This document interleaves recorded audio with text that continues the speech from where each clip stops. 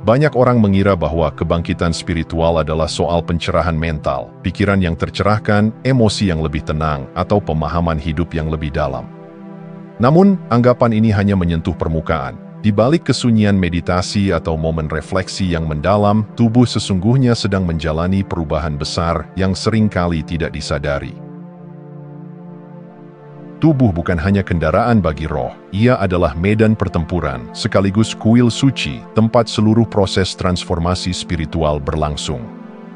Organ, otot, sistem saraf, bahkan tulang kita menyimpan rekaman masa lalu, luka, trauma, dan juga potensi cahaya. Ketika kebangkitan dimulai, tubuh mulai bergerak untuk membongkar semua yang tak lagi selaras dengan frekuensi baru yang masuk. Rasa lelah tanpa sebab, nyeri misterius, atau emosi yang tiba-tiba melonjak bukanlah gangguan yang harus disingkirkan. Justru, itulah tanda bahwa tubuh sedang menyembuhkan. Dalam bahasa spiritual, ini disebut proses integrasi, di mana tubuh dan jiwa mulai menari dalam ritme yang sama, walau tarian ini kadang terasa kacau di awalnya. Sebagaimana benih harus retak agar tunas bisa tumbuh, tubuh pun perlu membuka diri secara fisik agar cahaya kesadaran bisa meresap masuk. Kita tidak sedang hanya memikirkan kehidupan yang lebih sadar, kita sedang menghidupinya dengan sel, darah, dan napas. Di titik ini, penting bagi kita untuk tidak hanya mengamati pikiran, tetapi juga mendengarkan tubuh. Ia berbicara melalui sensasi, ketegangan, gerakan tak sadar, dan kebutuhan yang berubah. Inilah waktunya untuk menghormati tubuh sebagai bagian dari jiwa, bukan hanya wadah yang menunggu instruksi dari pikiran. Selanjutnya, kita akan menyelami lebih dalam bagaimana tubuh mulai berbicara melalui getaran mikro, kedutan otot, dan gerakan halus yang mungkin selama ini kita anggap aneh. Disitulah awal mula penyembuhan yang lebih dalam dimulai.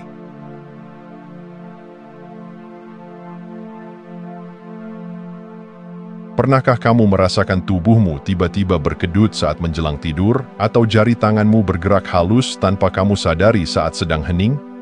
Banyak yang mengabaikannya sebagai kejang otot biasa. Namun, pada jalur kebangkitan spiritual, getaran kecil ini seringkali adalah bahasa tubuh yang paling jujur, sinyal bahwa sistem saraf sedang melepaskan luka lama yang tertanam dalam. Tubuh menyimpan segalanya, setiap trauma, ketakutan, dan tekanan emosi yang tidak terselesaikan tersimpan sebagai pola energi di dalam sistem saraf. Ketika energi spiritual yang baru masuk ke dalam sistemmu, ia mulai menembus lapisan-lapisan beku itu, dan tubuh merespons dengan gerakan kecil, kedutan, atau bahkan getaran intens. Ini bukan kerusakan, ini adalah pembersihan. Seperti aliran sungai yang menemukan batu besar di tengah jalurnya, energi akan mencoba mengalir dengan cara paling alami, mendorong, melingkar, dan pada akhirnya melepaskan. Maka saat tubuhmu mulai bergerak sendiri, itu adalah tanda bahwa energi lama sedang dilepas, trauma yang dahulu tertahan kini mendapat ruang untuk keluar. Sayangnya, banyak orang justru takut saat ini terjadi. Mereka mencoba menghentikan gerakan, menahannya, atau merasa ada yang salah dengan tubuh mereka. Padahal, inilah momen paling penting, saat tubuh akhirnya mendapat izin untuk melepaskan. Yang dibutuhkan bukan kontrol, melainkan kepercayaan. Beri ruang, biarkan tubuh mengalir. Hadirkan napasmu, bukan untuk menahan, tapi untuk menemani. Semakin kamu bisa berada bersama tubuh tanpa menghakimi, semakin dalam proses pelepasan terjadi. Getaran itu bukan keganjilan, ia adalah doa yang tidak terucap, cara tubuh berkata, aku sedang menyembuhkan diriku. Dan ketika gerakan-gerakan ini menjadi lebih terasa, perubahan yang lebih dalam pun menyusul. Selanjutnya, kita akan melihat bagaimana perubahan ini bisa memanifestasi sebagai suhu tubuh yang berubah, tanda bahwa tubuh sedang mengolah energi di tingkat yang lebih halus.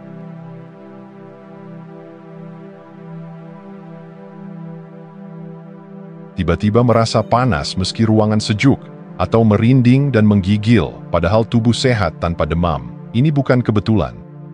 Ketika kesadaran spiritual meningkat, tubuh mulai mengatur ulang sistemnya secara energetik. Aura kita, medan elektromagnetik yang halus namun kuat, mulai bergerak lebih luas dan dalam, menyentuh lapisan-lapisan yang sebelumnya tersembunyi. perubahan ini bukan hanya terasa, tapi sungguh terjadi secara fisik. Sistem saraf, hormon, dan sirkulasi darah kita menyesuaikan diri dengan frekuensi baru yang masuk.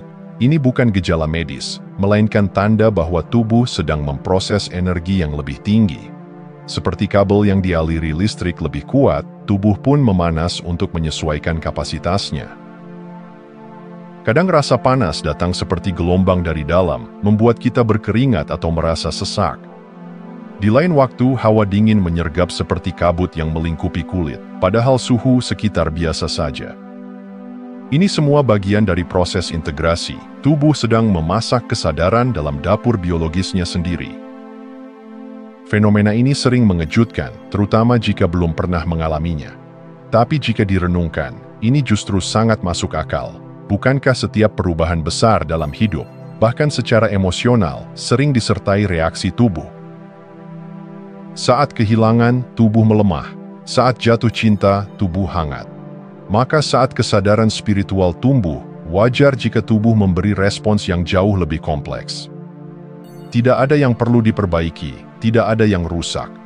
Tubuh sedang menjadi tungku penyulingan bagi jiwa yang sedang menyala. Yang dibutuhkan adalah kehadiran dan penerimaan. Rasakan saja, seperti kamu menikmati matahari pagi yang hangat atau hembusan angin dingin yang menyapa tanpa permisi. Setiap suhu yang berubah adalah sapaan dari dalam. Aku sedang mengatur ulang segalanya. Dan perlahan, tubuh mulai menyesuaikan ritme barunya. Selanjutnya, kita akan melihat bagaimana penyelarasan ini sampai pada hal yang paling mendasar, yaitu apa yang kamu makan. Karena tubuh yang bangkit juga akan memilih bahan bakar yang selaras dengan cahayanya.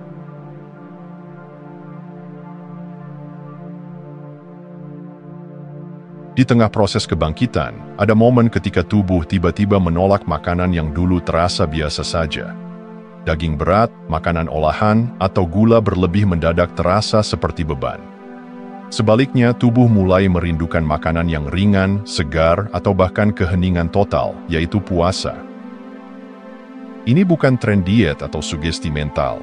Ini adalah tubuh yang sedang menyaring ulang segala sesuatu yang masuk karena frekuensinya telah berubah. Dalam kebangkitan spiritual, tubuh tidak lagi berfungsi sekadar untuk bertahan hidup.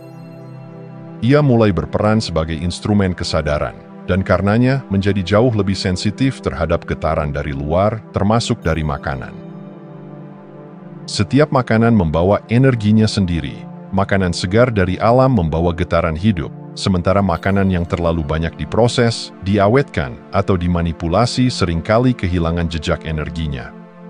Tubuh yang sedang membangkitkan kesadaran bisa merasakan perbedaan itu dengan sangat jelas, bahkan sebelum lidah menyentuhnya. Perubahan selera ini bukan gangguan, ini adalah peta arah baru. Tubuh sedang mengajarkan kita untuk mendengarkan, bukan hanya apa yang ingin kita makan, tapi mengapa kita ingin memakannya. Apakah itu berasal dari kebutuhan nyata, atau hanya pelarian emosi yang tak tersadari? Kadang, keinginan untuk berpuasa muncul bukan dari paksaan, tapi dari dorongan lembut dari dalam. Seolah tubuh ingin memberi ruang untuk cahaya lebih banyak masuk tanpa terlalu sibuk mencerna apapun. Ini adalah bentuk meditasi diam yang dilakukan lewat lambung. Saat tubuh mulai memilih dengan sadar, kita pun mulai belajar menghormatinya lebih dalam. Bukan lagi dengan aturan ketat, tapi dengan kepekaan. Bukan lagi dengan rasa bersalah, tapi dengan rasa terhubung. Dan saat energi dari dalam dan luar mulai selaras, perubahan tak hanya terasa dalam perut atau selera, tapi juga di kulit, permukaan paling luar tubuh yang mulai merasakan aliran baru. Selanjutnya, kita akan menyelami bagaimana kulit menjadi portal energi, tempat di mana aura dan tubuh mulai bersentuhan secara nyata.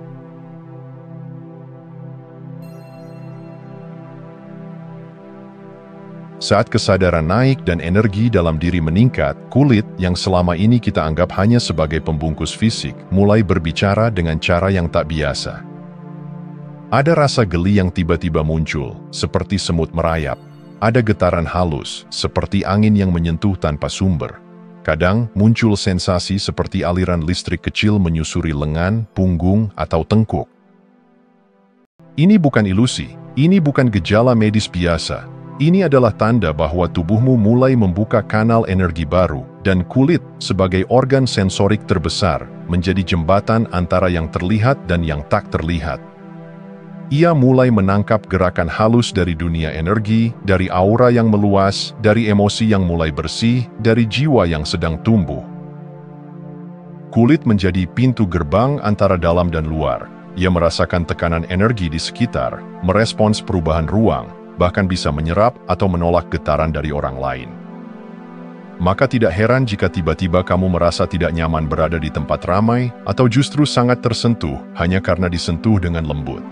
Karena yang disentuh bukan hanya fisik, tapi seluruh sistem energi yang baru terbuka. Sensasi-sensasi ini kadang membingungkan, tapi jika kamu berani hadir, mengamatinya tanpa panik, kamu akan mulai merasakan kecerdasan yang bekerja. Tubuhmu tahu apa yang sedang terjadi. Ia tidak butuh penjelasan rumit, ia butuh kepercayaan. Ini adalah tahap ketika tubuh tidak lagi sekadar menjalankan perintah, tetapi menjadi pemandu spiritual itu sendiri. Ia memberitahu kapan harus berhenti, kapan harus diam, kapan harus menjauh, dan kapan harus mendekat. Bukan karena logika, tapi karena getaran yang ia rasakan secara langsung. Dan saat kulit mulai menjadi portal, dunia dalam mimpimu juga berubah. Karena ketika batas antara luar dan dalam melebur, jiwa pun lebih leluasa berkisah dalam tidurmu. Selanjutnya, kita akan menyelami bagaimana mimpi bukan lagi sekadar bayangan malam, tetapi pesan-pesan mendalam dari dimensi yang lebih tinggi.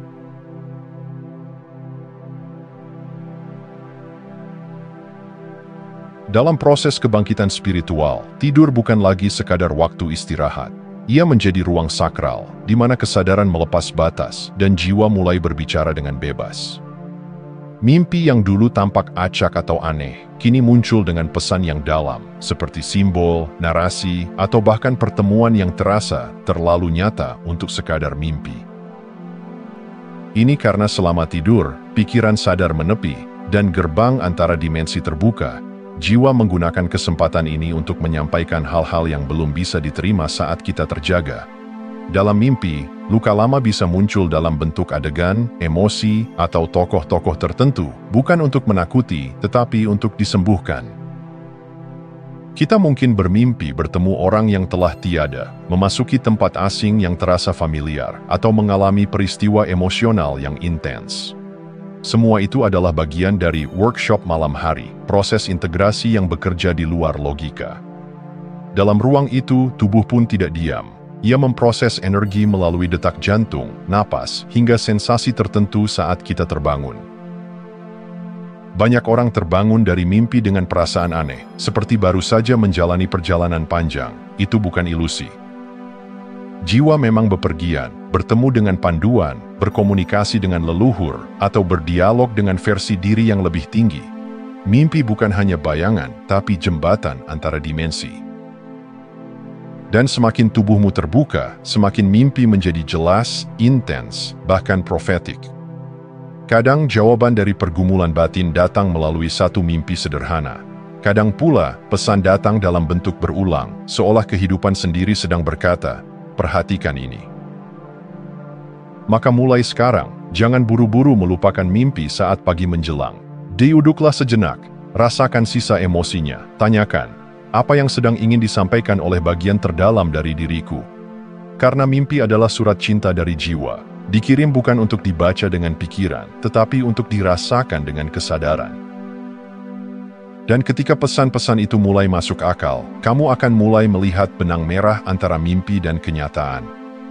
Pola-pola dalam hidup yang dulu tampak acak, kini mulai menunjukkan makna tersembunyi. Inilah yang akan kita telusuri di bab selanjutnya, tentang bagaimana kehidupan sendiri mengajar kita melalui siklus yang terulang.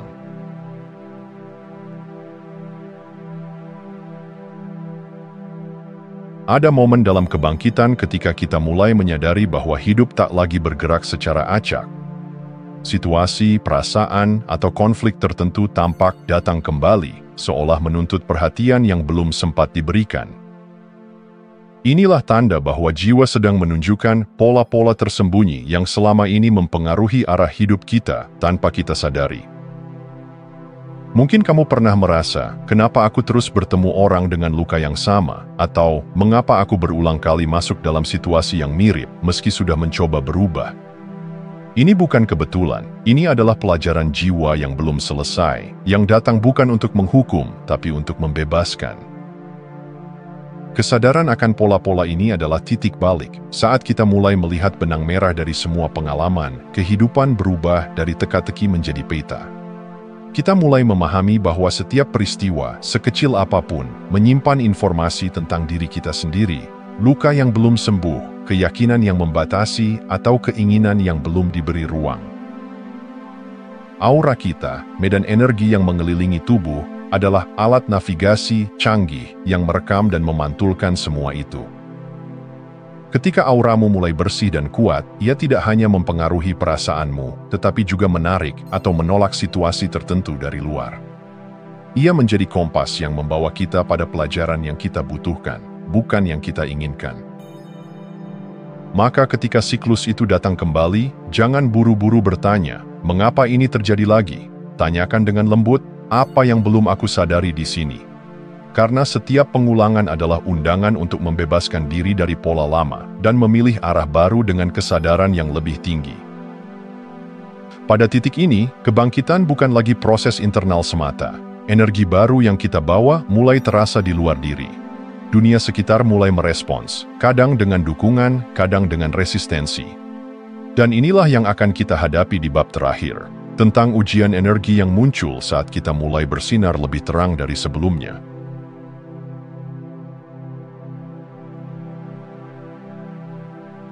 Semakin dalam perjalanan kebangkitanmu, semakin terang cahaya yang terpancar dari dalam dirimu. Tapi anehnya, justru saat kamu mulai merasa lebih selaras, damai, dan jujur terhadap diri sendiri, dunia luar mulai bergolak. Orang-orang yang dulu dekat bisa menjauh, lingkungan yang dulu terasa nyaman tiba-tiba jadi penuh gesekan. Situasi yang semula tenang kini memunculkan konflik baru. Ini bukan tanda bahwa kamu salah jalan, justru ini adalah konfirmasi bahwa auramu mulai berdampak besar. Saat energi dalammu berubah, medan elektromagnetik tubuhmu atau aura menjadi lebih kuat, jernih dan menyuarakan kebenaran yang lebih tinggi. Aura ini tidak hanya memengaruhi dirimu, tetapi juga menimbulkan reaksi dari sekitarmu. Mereka yang belum siap dengan frekuensi itu bisa merasa terganggu tanpa tahu alasannya. Mereka yang menyimpan luka bisa merasa terancam hanya dengan kehadiranmu. Ini adalah fase ujian yang halus tapi mendalam. Dunia tidak sedang melawanmu, tapi sedang menyesuaikan diri denganmu yang baru. Resistensi muncul karena realitas luar sedang berusaha mencari keseimbangan kembali. Seperti bumi yang bergetar sebelum meletuskan gunung, ada ketidaknyamanan sebelum kelahiran baru. Tugasmu bukan untuk melawan, tapi untuk tetap hadir, tetap jernih di tengah kekacauan, tidak menyerang, tidak menyusut, tapi mengakar lebih dalam pada kebenaranmu. Ini bukan tentang membuktikan dirimu ke siapapun, tapi tentang tetap setia pada cahaya yang kini kamu bawa. Dan di balik semua ini, ada sesuatu yang jauh lebih besar sedang bekerja. Energi yang dulu hanya bergetar lembut di tubuhmu, kini mulai memancar ke dunia. Kamu bukan hanya sedang disembuhkan, kamu sedang menjadi jalan bagi penyembuhan itu mengalir keluar.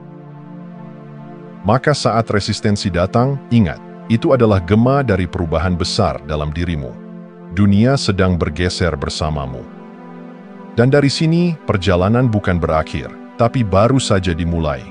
Kamu telah menjadi sumber dari perubahan, bukan hanya penerimanya.